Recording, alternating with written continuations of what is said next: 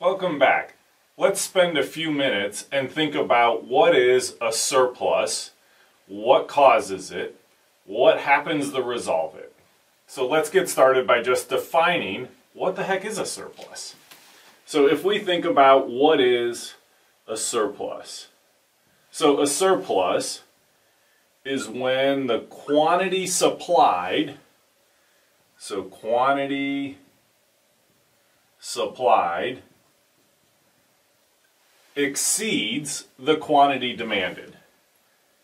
So how many sellers are willing and able to sell exceeds the quantity demanded. How many buyers want to buy? So when I think of a surplus, I always think of a surplus as a shoe store. Right? Imagine one of these shoe stores that has boxes all over the place, around the walls, piled up in the aisles, maybe even in front of the store on the sidewalk. That's what I think of with the surplus. So what causes that surplus then?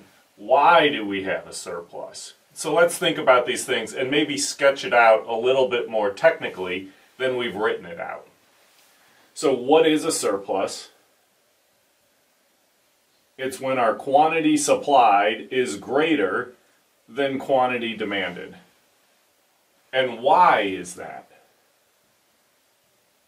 Well, it's got to be a story about price. So it's probably that price is too high. So let's take a look at this story in our supply and demand model. So if we set up a supply and demand model, so we've got quantity, price, we'll throw in a supply curve, throw in a demand curve, and let's mark in our equilibrium price. Call it P sub E. And our equilibrium quantity.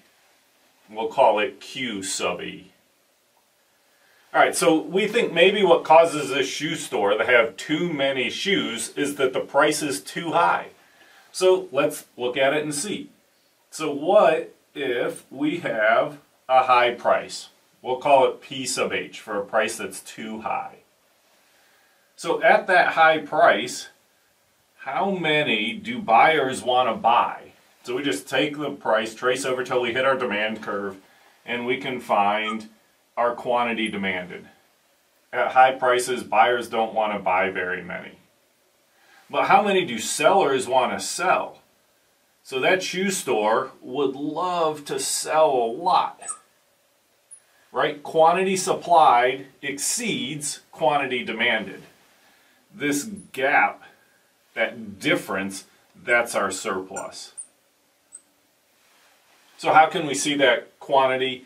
So if you're looking at this gap in the graph, you could see it there, but you could also see that this difference between our quantity demanded and our quantity supplied, that's our surplus. Right? This gap between those two. So how large is our surplus? So our surplus is equal to the quantity supplied, the number of shoes that the shoe store has, minus how many buyers want to buy. That quantity demanded. All right, so now that we've set all this up, let's see, well, what happens to get us out of this situation of surplus and move us towards equilibrium? So I guess for the why, we should probably note what is that price is greater than the equilibrium price. Okay, so what then has to happen? I bet you've figured this out. So what happens is that price falls. So price declines and heads towards that equilibrium price. So as the price falls, now more buyers are willing to buy shoes. So the quantity demanded then is increasing. At $300 for a pair of shoes, I'm not so interested. Drop the price to $200, I go, well, at least what brand are they, right? I might not buy. Quantity demand is still kind of low, but as that price comes down, more and more of us become interested. The quantity demanded increases.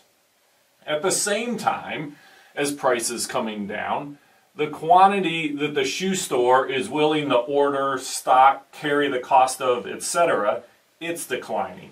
So the quantity that they're willing to supply is decreasing as that price is decreasing. So what's happening here? This process continues in sort of an iterative manner. Decrease prices, until eventually supply is equal to demand. Quantity demanded equals quantity supplied. Where? At our equilibrium quantity. So this is our point where quantity demanded equals quantity supplied. All right, so what happens? We said price falls. As it does, that quantity demanded is increasing. The quantity supplied is decreasing until, how far? Until they eventually meet at this equilibrium quantity. So until quantity demanded is equal to quantity supplied, which is equal to our equilibrium quantity. So that's our process.